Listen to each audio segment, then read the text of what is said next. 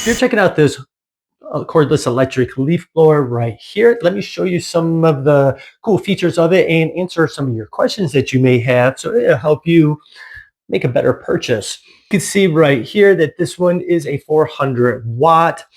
I do like this. I have a couple others, and I like that this one has this nice large fan in the back, so it can pull in a lot of air, which is obviously going to force out a lot more air then.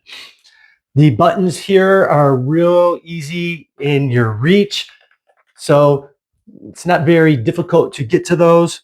It has a nice natural feel to it. You could use it where it's in a short form just like this, or you can use it in the long form like this. Very easy to convert very quickly.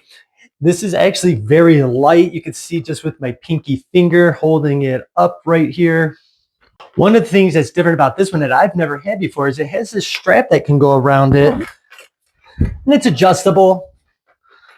So it makes it a lot easier to take off a lot of that strain that is maybe in holding it, especially if you don't have a lot of strength in your arms.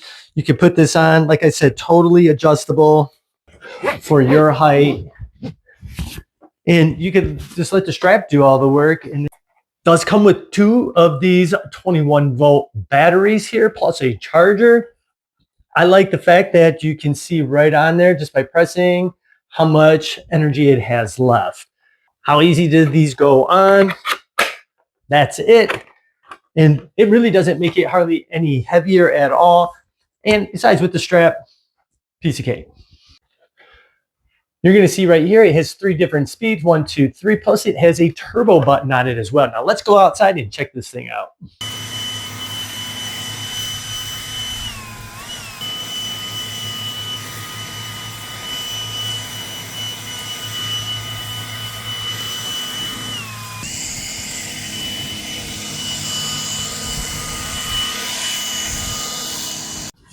Well, if you had questions about this leaf blower right here, I hope I was able to answer a lot of your questions.